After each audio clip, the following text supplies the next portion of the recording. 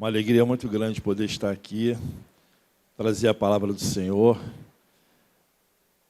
Eu me chamo Maurício Moreira, eu sou a minha origem aqui é sede, né? Eu hoje estou como pastor auxiliar na Rocinha, fui enviado pelo pastor Robson recentemente, e a minha pregação aqui hoje, a minha palavra hoje, vai ser um pouco nesse sentido.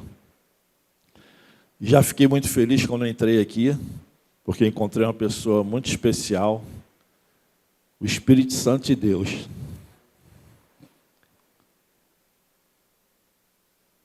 E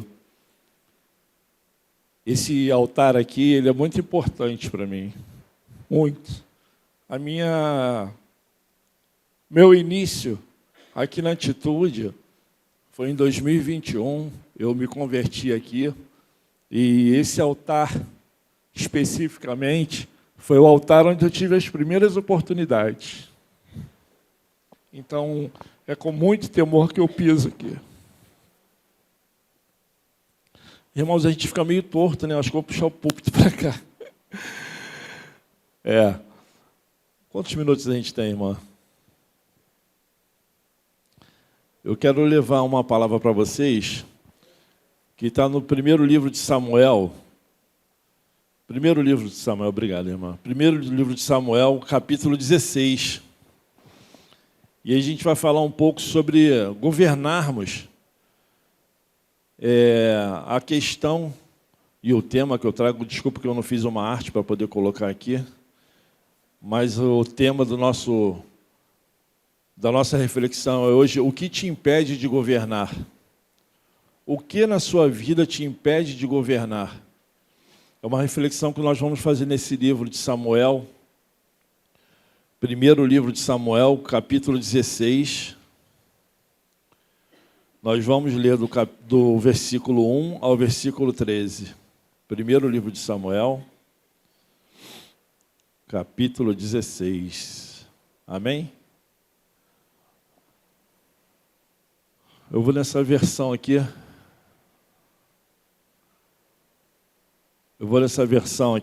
É NVI, né?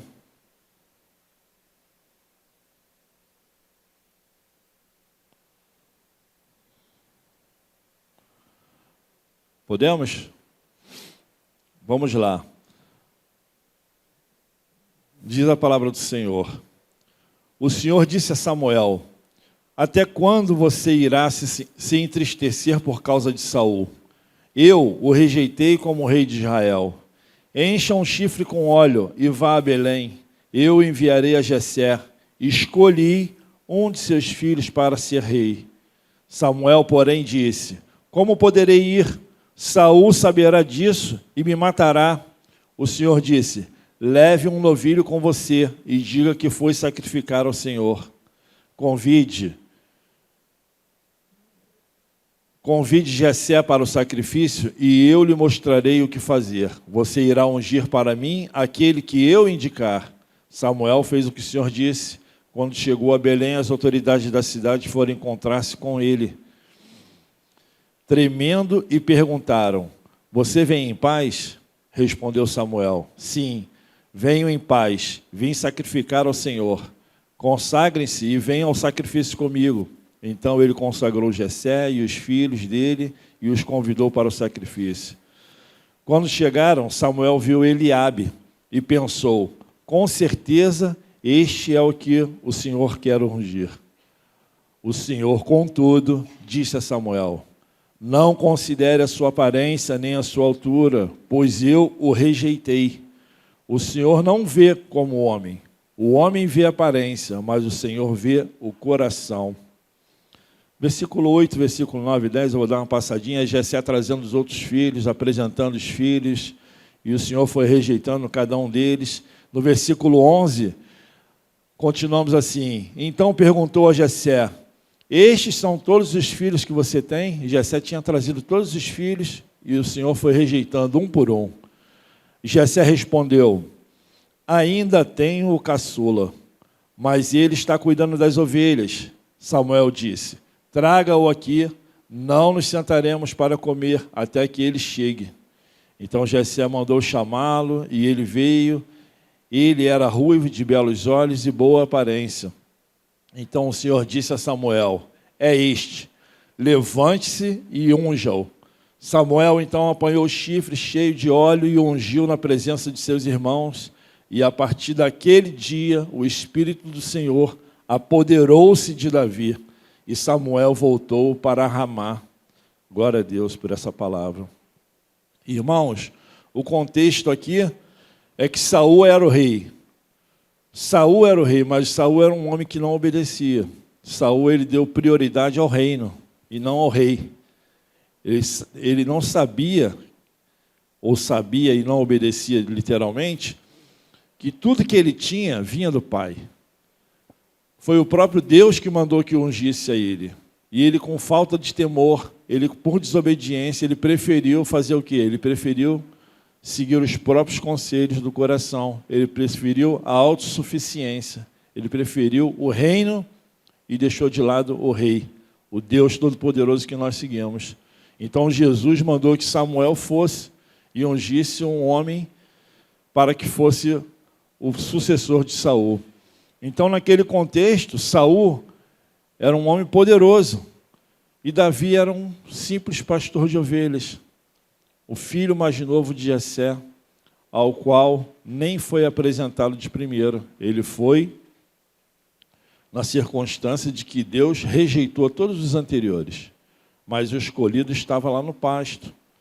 O escolhido estava fazendo o trabalho dele. Então, eu quero conversar com vocês, fazer uma reflexão sobre isso. O que nós ficamos presos? O que nos impede de governar? Quais foram os impedimentos, tanto para Saul quanto para Davi, de governarem de fato? Existe um processo. Existe um processo para isso tudo. E eu quero colocar com vocês o primeiro ponto que nós vamos tirar de lição e de verdade nesse texto. O primeiro ponto é que você é escolhido, mas tem que suportar o processo. Irmãos, isso é uma escolha do Senhor. Você é um escolhido do Senhor. Você é separado para viver em santidade, para governar. Nós precisamos entender, no caso de Davi, ele precisava governar, ele tem um reino, literalmente um reino. Nós não temos o mesmo chamado de Davi. Nós não temos um reino, literalmente, mas nós temos muitas coisas para governar. Governar a nossa família, governar a nossa parte financeira, governar os nossos filhos. Nós temos coisas para governar. E se nós não conseguimos governar a nossa própria vida, nós não vamos governar nada. E a pergunta que fica é exatamente essa: o que te impede de governar?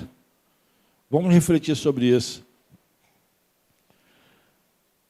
E nesse primeiro ponto, nós vemos um Davi no versículo 12, que foi ungido com 15 anos de idade. Irmãos, com 15 anos de idade, como é que você vai reinar? Então você vê que os propósitos de Deus para a nossa vida, ela vem desde o ventre de nossas mães. Desde a fundação do mundo, Deus já tem um propósito para a vida de cada um de nós.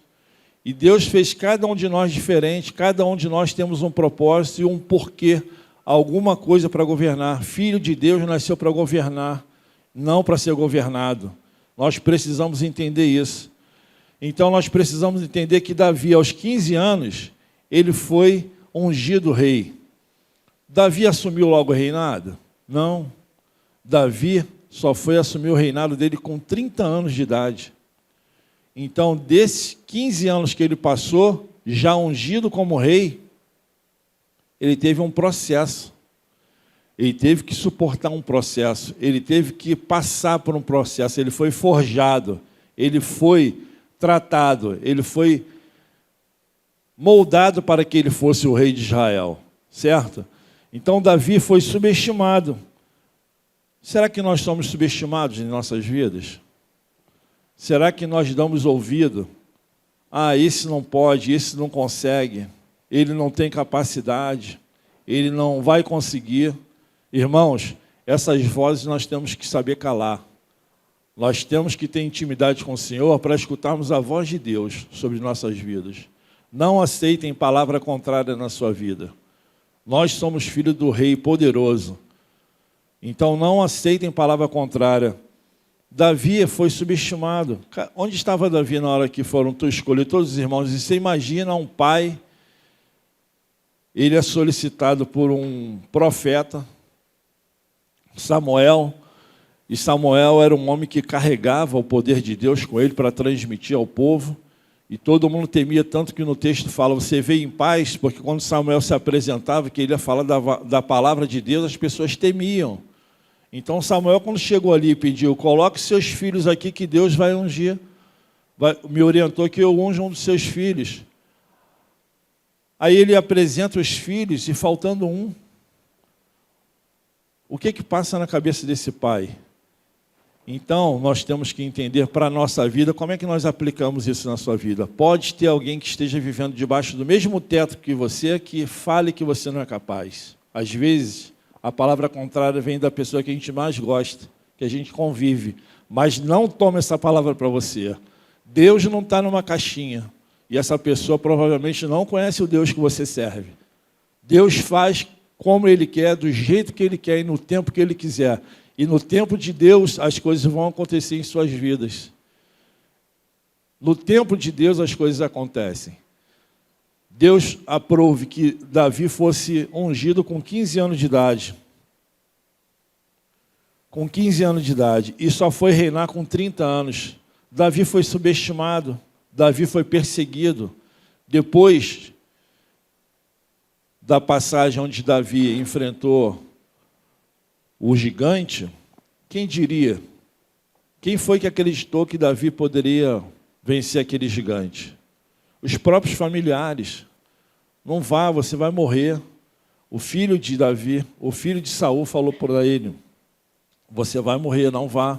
Todo o exército olhou para ele com desdém. Todo o exército olhou para ele como? Subestimando ele. Ele não teria condições de vencer aquele gigante. E cá entre nós, um homem de estatura normal, enfrentar um gigante de 3 metros de altura. Nós sabemos dessa história. Aos nossos olhos é realmente impossível. Então, eu nem falo em relação à parte física. Mas só que todo o povo que falou aquilo para ele não conhecia o Deus de Davi. Davi foi para aquela luta e ele falou para aquele gigante, eu vou contra ti em nome do Rei dos Exércitos, o Rei de Israel. Então, nós precisamos tomar posse desse Deus que está disponível para nós. Antigamente, no Antigo Testamento, como que funcionava isso? Com ofertas, né? Você tinha que sacrificar. Hoje não, irmão. Onde você estiver, qualquer lugar que você esteja, o ideal seria o íntimo do teu quarto, com a porta trancada, que teu pai te ouve e te vê no secreto. Mas aonde você estiver, na nova aliança, através do sangue de Jesus, onde nós estivermos, nós clamamos, esse Deus está presente. Nós temos livre acesso a Deus, o véu se rasgou, está muito mais fácil para nós, né? Então Davi, além de ser subestimado, Davi também foi perseguido. E aí entra o diferencial da pessoa que segue o Deus, que é temente a Deus. Davi perseguido, Davi agiu de forma correta, porque Davi tinha temor ao Senhor. Davi teve uma oportunidade de matar Saul. Saul estava à frente dele, dentro da caverna, ele poderia ter acabado com a vida de Saul, e ele não fez em temor ao Deus, porque ele entendeu que o Deus que tira, o Deus que coloca é o mesmo Deus que tira, e ele não tinha autorização para tirar Saul do governo. Ele esperou que o Deus que o ungiu, ele esperou que o Deus que ungiu Saul e que também ungiu, retirasse a figura de Saul do trono para que ele pudesse assumir.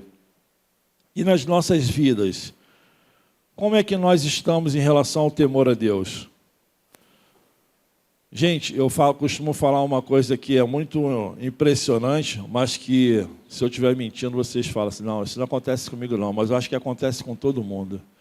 Nós, muitas das vezes, esquecemos de uma coisa, de um atributo, vou falar só de um atributo de Deus, que é a onisciência. Deus, Ele é poderoso, Ele é onipresente, Ele está em todos os lugares, mas tem um atributo dele, e esse Deus é imutável, que é a onisciência dele. Ele sabe o que cada um de vocês estão pensando, Ele sabe o que tem no coração e na mente de cada um. Então, Saul poderia ser morto, e não foi, graças ao temor de Davi. Então, nós precisamos ter entendimento que para nós termos uma correção em nossas vidas, nós precisamos estar de acordo com a palavra de Deus, nós precisamos estar buscando a palavra de Deus e viver de acordo com o que Deus quer para nossas vidas. Deus tem um propósito na vida de cada um.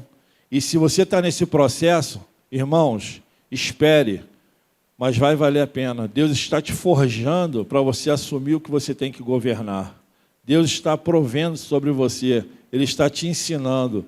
Todo deserto, toda parte ruim que nós passamos, falar assim, pelas tribulações, isso faz parte do propósito que Deus tem para nossas vidas. Bênção fora de tempo, ela se torna maldição. Muitas coisas que nós estamos para receber estão a caminho, e a gente tem que se submeter à vontade de Deus. Não desistam, perseverem. Davi poderia ter sido mais astucioso? Poderia. Talvez estivesse até no direito dele, porque ele já era ungido, mas ele simplesmente esperou o tempo de Deus. Tanto que, depois que Saul morreu e tudo já tinha apaziguado, ele estava pronto para assumir o reino, ele perguntou a Deus, o que faço agora? E Deus falou, se prepara que você vai para Judá. E foi lá que iniciou o reino de Davi. Então, nós precisamos perseverar nesse processo. Muitas coisas acontecem nesse processo. E a gente precisa entender que é pelo propósito, não é pela demora. Deus não tarda, Deus não falha, Deus não demora. Ele só faz as coisas de acordo com o tempo dele, quando você estiver preparado. E eu não sei, irmãos, quais são as dificuldades que vocês possam estar encontrando para que as coisas, as bênçãos de vocês cheguem e vocês possam governar. Mas perseverem, porque tudo na vida tem um propósito. Cada coisinha que a gente passa tem um propósito. Nada acontece em nossas vidas que não seja da vontade de Deus. Nós precisamos entender isso. E a segunda coisa que eu quero trazer para vocês, a segunda verdade que eu quero trazer para vocês, é que nós precisamos decidir ser um homem e mulheres segundo o coração de Deus. Deus não está à procura de pessoas poderosas, porque Ele escolhe e Ele capacita. É Ele quem faz tudo em todos. Nós não temos condições de nos preparar para servir a Deus. É Ele que prepara, a gente só precisa decidir se entregar e decidir buscar esse coração que Deus quer que nós tenhamos. Isso vem no temor. Irmãos, o temor, ele gera uma coisa chamada sabedoria. A sabedoria é que vai ministrar em nossas vidas qual a direção que nós temos que tomar. Se nós não tivermos sabedoria, nós vamos perecer, nós vamos sofrer mais do que precisamos. Nós precisamos ter temor ao Senhor. O temor, ele aumenta a nossa fé, e a sabedoria, nós sabemos que o seu princípio é o temor. E a sabedoria, o que ela faz em nossas vidas? Provérbios diz que a sabedoria, ela funciona como uma proteção, porque o homem sábio, ele é prudente. O homem sábio, ele não se coloca em qualquer lugar, ele não senta à mesa dos escarnecedores, ele não vai em qualquer lugar, ele não anda com qualquer pessoa, ele não frequenta qualquer ambiente, ele faz a vontade do Senhor. E isso serve como proteção para as nossas vidas. Nós precisamos decidir. Nossas vidas são feitas de escolhas, irmãos. Nós sabemos disso. E ninguém disse que seria fácil. Mas nós precisamos escolher, precisamos decidir ter um coração bom. A irmã Jaqueline falou aqui sobre Samuel, sobre Joel. E Joel fala que nós precisamos, nesse momento de intimidade com o Senhor, nós dilacerarmos o nosso coração e não nossas vestes. Era o hábito do homem antigo de abrir, rasgar as vestes perante Deus, em sinal de arrependimento, em sinal de misericórdia. E nós, a palavra em Joel fala que é necessário que nós dilaceremos o nosso coração, Porque o nosso coração, irmãos, nós não somos capazes de produzir nada bom se não for misericórdia de Deus. É pela misericórdia de Deus que nós estamos aqui. Se tem algo que eu possa falar para vocês, se tem algo que vocês possam ver de bom em mim, é porque foi a misericórdia de Deus. A nossa natureza é pecaminosa, é má. Se você pegar umas crianças, viu o pastor Efraim falar isso aqui esses dias, se nós pegarmos uma criança no jardim de infância e colocarmos brincando ali, se um meter a mão no brinquedo do outro, o pau quebra. O pau quebra. Isso já é a natureza humana. Na criança você tem que orientar. O pai e a mãe chegam e falam, não, faz carinho no amiguinho, não pode bater que faz dodói. Mas se você deixar aquelas crianças ali disputando um brinquedo que seja, dá ruim.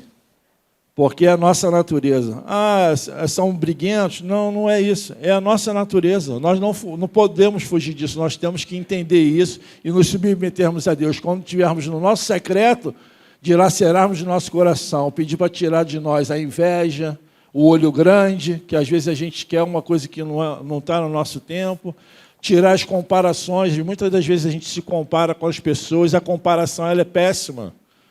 Se for para trazer coisa boa à tua memória, legal. Mas se você se compara com o irmão, você pode se deprimir, porque você acha que você não consegue, você dá vazão, você empresta teu ouvido e a tua mente para Satanás, está repreendido em nome de Jesus. Você pode ficar numa zona de conforto, meu irmão está bem, eu estou igual a ele, então estou bem também. E o pastor Josué fala muito isso aqui, a gente tem que seguir a palavra do nosso pastor. O bom é inimigo do ótimo. Nós não podemos nos contentar com o bom. Nós precisamos buscar sempre sermos melhor. O pastor Josué também fala que ele poderia ficar aqui tranquilo. Ele poderia ficar sentado aqui, a igreja cheia, todo mundo congregando, maravilhoso. Mas nós estamos indo esse ano para 110 igrejas, irmãos. Vocês têm ideia do que é isso? Quando eu me converti aqui, eu cheguei aqui, tinham 20 e poucas, 22, se eu não me engano. Foi ontem isso. Eu sou novo convertido, eu tenho 4 anos de convertido. Então, é Deus que faz em nossas vidas. Nós precisamos dar ouvido ao que nossos pastores falam. A profecia, a revelação, ela está toda aqui, ó, na palavra de Deus. Se eu falar para vocês, Deus quer fazer infinitamente mais na sua vida, eu estou mentindo? Eu estou profetando? Estou dando profetada? É a palavra de Deus. É isso que nós precisamos entender, que a palavra de Deus é soberana em nossas vidas. Então, nós precisamos decidir ter um coração como Deus quer, como Deus busca, homens de coração ensinável, homens de coração contrito.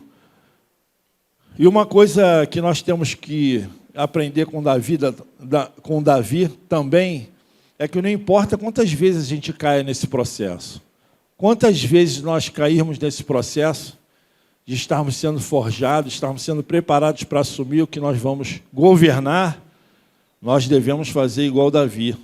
Nós precisamos nos arrepender. Basta se arrepender sinceramente. Então é só você pecar e se arrepender. Não é sobre isso que eu estou falando. Eu não estou trazendo aqui um atalho para você pecar.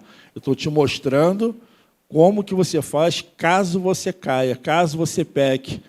Porque o arrependimento... Nós fomos resgatados pelo sangue de Jesus, nós fomos remidos. O que te pede de governar é coisa do passado? O passado passou, irmão. Não importa o que você pecou, não importa o que você fez de errado, você foi lavado pelo sangue de Jesus. E o sangue de Jesus, ele é libertador. O sangue de Jesus promove a transformação que você precisa para você governar. Ele é suficiente. Suficiente é o sangue de Jesus. Nós temos a misericórdia por amor, nós fomos resgatados. Então, no Salmo 51, olha o que Davi faz. Ele fala com o Senhor: cria em mim um coração puro, ó Deus, e renova dentro de mim um espírito estável. Não me expulses da tua presença, nem tires de mim o teu Espírito Santo. Irmãos, Davi não pediu reino, Davi não pediu nada material. Davi só queria a presença do Senhor e um coração puro. Porque quem pode promover esse coração puro em nós, essa pureza de coração, é o próprio Espírito Santo de Deus. Mais de ninguém pode. Mais de ninguém pode. Nada que eu te fale aqui, que não seja a palavra de Deus, vai te ajudar mais do que a palavra de Deus. Aqui está contigo, está tudo posto. Nós precisamos entender que nós precisamos fazer a nossa parte. O que Deus precisava fazer por nós já foi feito. E Ele está aqui para te ajudar? Está aqui para te ajudar. Dobra teu joelho, fala com Ele, cria intimidade, vá para a leitura. A nossa igreja tem um negócio chamado TSD, Tempo Sós com Deus, é onde você expõe as tuas mazelas, as tuas misérias do teu coração. Rasga o teu coração, para que o teu coração fique igual ao coração de Davi. Porque é assim que Deus quer. Ele quer que nós tenhamos um coração puro. E nós podemos perder tudo, irmão. Tudo. Como Davi colocou ali, ele não queria nada material. Saul pediu o quê? Saul foi lá na feiticeira para saber sobre o reino dele. A pitonisa, né? E Davi? O que buscava Saul? O que buscou Davi? Saul buscava fortalecer o reino dele. Ele queria saber informações para o reino dele. Davi queria o quê? Ele queria a presença do Espírito Santo nele. Vê a diferença. O que nós trazemos no nosso coração? O que nos move estar aqui hoje, nessa manhã? O que nos move estar servindo no ministério? O que nos move, irmãos? Se não for Jesus, nós precisamos reavaliar o que nós estamos fazendo aqui na igreja. Nós precisamos de entender que a nossa motivação principal é o Espírito Santo de Deus. É Jesus que nos salvou. Então, Deus quer que nós tenhamos esse coração ensinável. O que nós estamos decidindo viver hoje? O que está nos impedindo? O que te afasta, irmão, de governar? O pecado, a soberba, o coração às vezes sem perdão. Nós precisamos fazer o autoexame, irmãos. Nós precisamos nos avaliar. E é nesse momento que nós estamos no quarto que nós devemos pedir a ajuda do Espírito Santo. Porque não adianta você escutar essa palavra e falar assim, eu já aprendi. Não é isso. Não é sobre isso. É sobre você deixar, você se inclinar e se submeter à obra do Espírito Santo. Porque não é você que faz. Não é o teu entendimento. Você escutar aqui, eu já escutei, eu já sei a palavra, já sei como é que eu vou fazer. E não é que você que vai fazer. Você só vai obedecer. Você só vai ter o trabalho de colocar o seu joelho no chão e falar, Deus, tira de mim esse sentimento. Deus, tira de mim as coisas que não te agradam. Tira as coisas que não vêm do teu reino, do teu trono. As coisas que não pertencem ao Senhor, arranca de mim em nome de Jesus. Peça sempre em nome de Jesus, porque é Ele que te salva. Ele é o caminho, a verdade e a vida. Nós precisamos nos submeter, irmãos. Literalmente nos submetermos. A terceira verdade que eu quero mostrar para vocês nesse texto é que durante o processo nós vamos cair. E quando eu falei de onisciência, isso é muito curioso, eu falo isso toda hora. Eu sou igual a pessoa que faz o MPS do pastor Josué, eu falo toda hora a mesma coisa, porque quando você fala toda hora a mesma coisa, isso fica na tua cabeça. E quando você for fazer alguma coisa errada, você fala assim, opa, Deus está me olhando. Quando você for pensar alguma coisa errada, você fala assim, opa, Deus está sabendo o que eu estou pensando. E muitas das vezes, nós pecamos sentado, parado, como vocês estão aí, julgando, fazendo avaliação do próximo e não fazendo de si próprio, julgando, tendo mau entendimento, sem nem às vezes trocar uma palavra, julgando pela aparência, julgando por várias coisas conforme o próprio... Gente, Samuel, o que aconteceu com Samuel? Ele viu Eliabe, um homem forte, falou assim, é esse aí, certamente é esse aí. Não era. Isso é o nosso olhar humano. Isso é a nossa natureza. Então, nós precisamos estar rendidos ao Espírito Santo de Deus para que Ele faça a obra, para que o nosso pensamento seja direcionado por Ele. Irmãos, prestem atenção a quem vocês emprestam o ouvido, para quem vocês deixam entrar na mente de vocês. A nossa mente é um campo de batalha.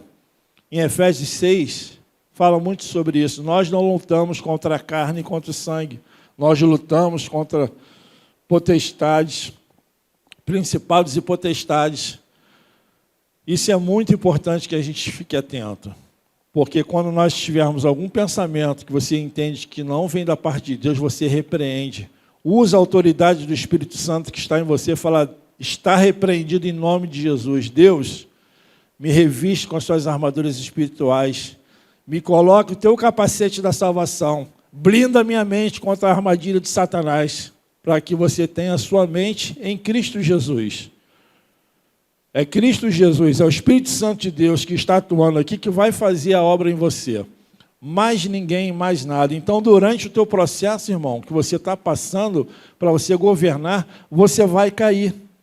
Você vai cair. Não faz parte.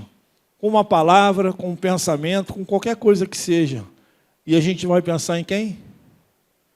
No atributo de Deus, que é a onisciência. Fala: Deus está me vendo, Deus está sabendo tudo que eu estou pensando. Então você já facilita a sua ascensão, o seu entendimento, o seu discernimento, porque Deus derrama as pessoas que buscam dons, talentos, tudo que Ele precisa derramar sobre você, Ele derrama quando você se disponibiliza.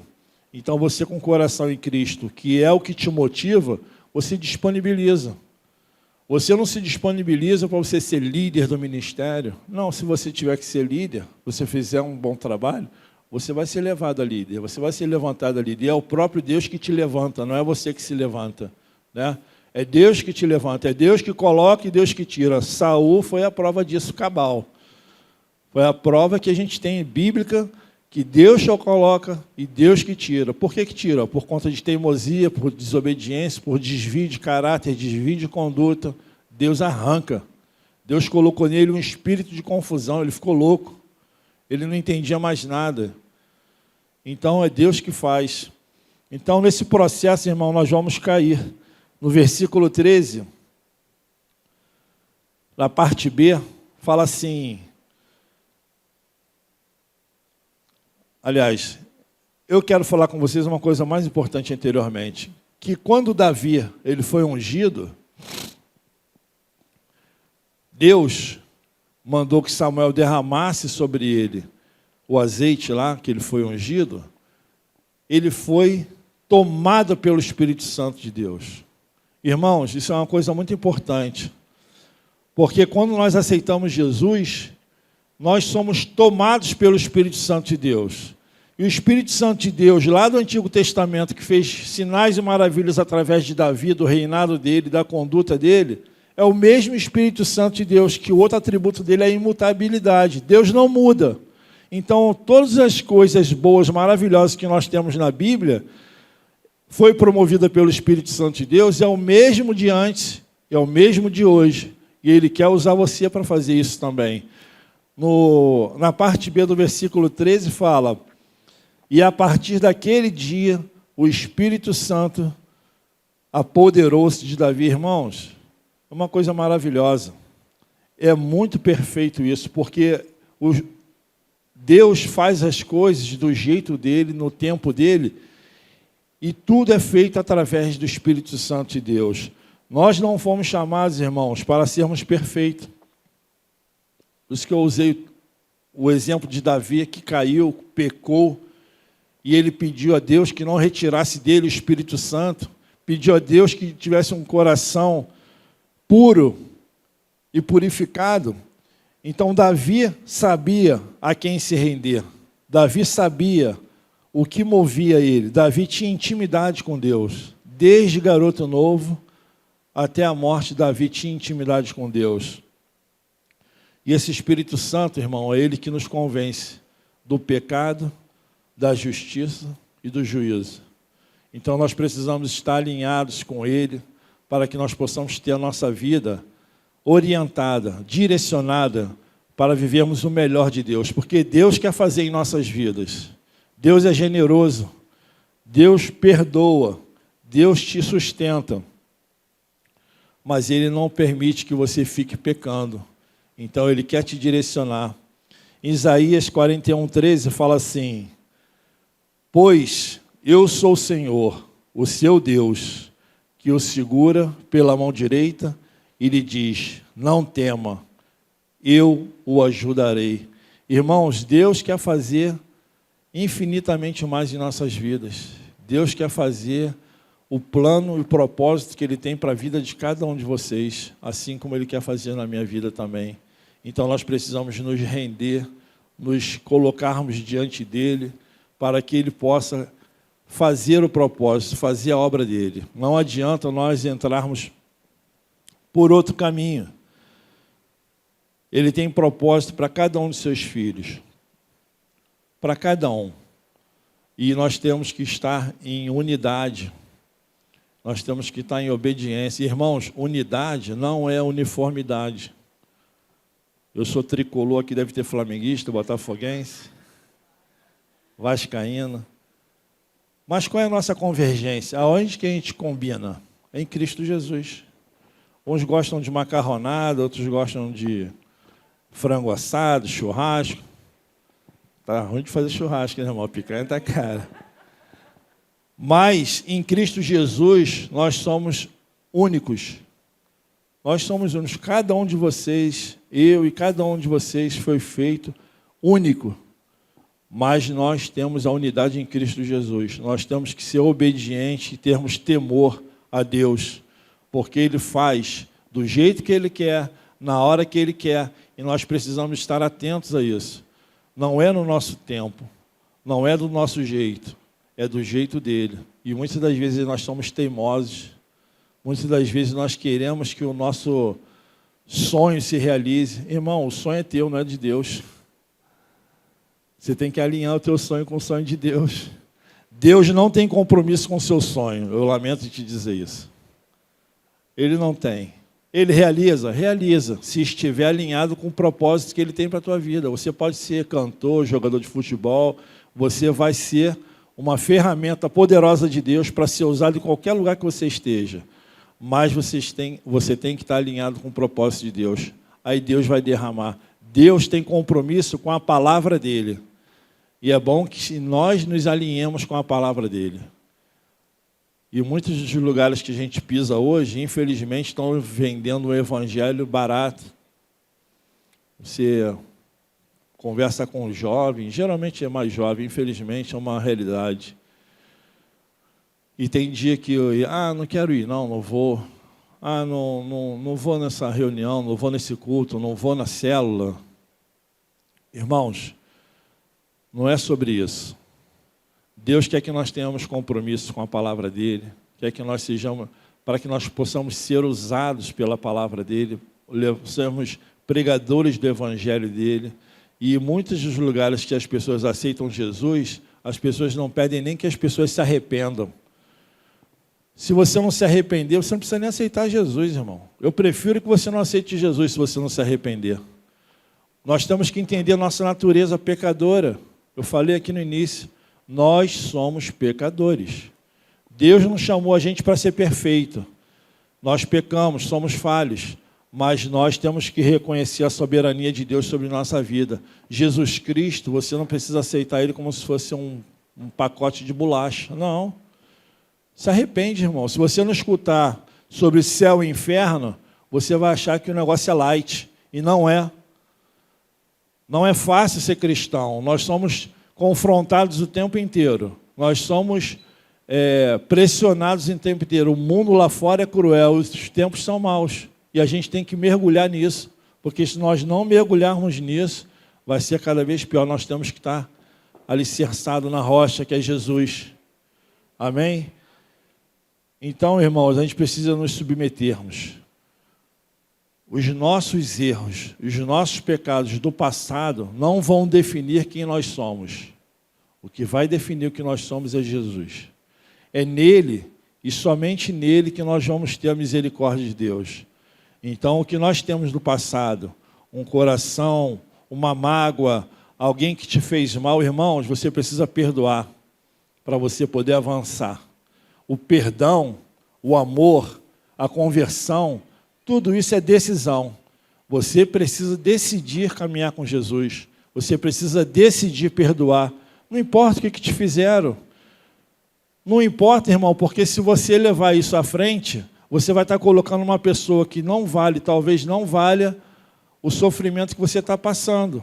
Com certeza não vale. Você não precisa sofrer por conta de um mal-estar, de uma coisa que foi feita a você. Não importa qual foi o dano que essa pessoa causou na sua vida. Porque a palavra diz que você precisa perdoar para ser perdoado. Então, muitas das vezes, nós deixamos de avançar dentro do propósito que Deus tem para a nossa vida. Mas está demorando tanto? Tem, está demorando. Esse sujinho que está no teu coração aí, vai limpar ou não vai? Deus está o quê? A onisciência de Deus está dentro do teu cérebro aí, onde você... Os teus neurônios foram feitos por Ele. Você tem dúvida de que Ele sabe o que passa pelos teus neurônios? Foi Ele que criou, irmãos. Então, nós temos que nos desapegar dessas coisas. Nós colocamos, às vezes, a pessoa que nos faz mal no lugar de Deus. Porque se você não perdoa, você não é perdoado. O teu Pai que está no céu não te perdoa. E você vai deixar de ir para onde? Para o céu, para a eternidade, por conta dessa pessoa que você colocou no lugar dele. O perdão, ele é necessário para que você avance. O perdão, o arrependimento, o amor é necessário para que você avance. Senão você não vai avançar. E muitas das vezes nós questionamos até Deus. Não empreste seus ouvidos para isso. Deus ouve as nossas preces. Esse mesmo Deus que é onisciente, é por esse motivo da onisciência que Ele sabe tudo que você está pensando. Então Ele conhece o que você vai falar. A palavra em Mateus 6 fala que você no seu secreto você é visto. E no versículo 8, 2 versículos adiante, ele fala que antes que você abra a sua boca, Ele já sabe o que você vai falar. Esse é o Deus que nós seguimos. Nós temos que nos apegar a esse entendimento da palavra para que nós possamos avançar. Então, perdoar é necessário. Nós precisamos ter esse coração, porque o coração contrito, um coração quebrantado, ele proporciona isso. Ele proporciona você fazer por menos. Você perdoar na hora. Irmãos, não deixa para depois, perdoa na hora, senão vai acumulando. A palavra diz que nós precisamos, antes do pôr do sol, perdoar o nosso cônjuge, perdoar o nosso irmão. Então, não vá dormir com o teu coração ferido. Pega o telefone, se for o caso. Ou então libera um perdão, faz uma oração, libera um perdão para a pessoa. Mas também tem que avaliar se você não precisa pedir perdão, irmão. Porque isso faz parte, isso não é a mão de via única, é a mão de via dupla, né? Você perdoa e também é perdoado. Então,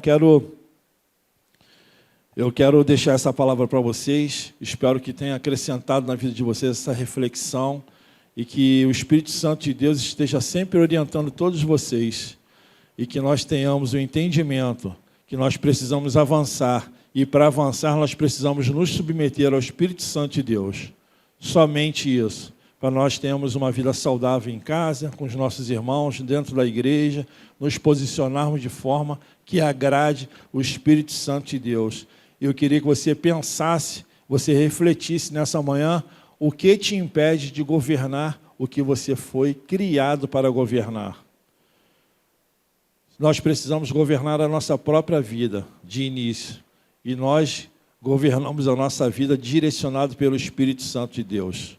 É o Espírito Santo de Deus que nos remete ao pecado, à justiça e ao juízo, ele nos convence. É o mesmo Espírito Santo que nos guia, que nos orienta e que nos faz entender que nós precisamos ser submissos ao Espírito Santo de Deus.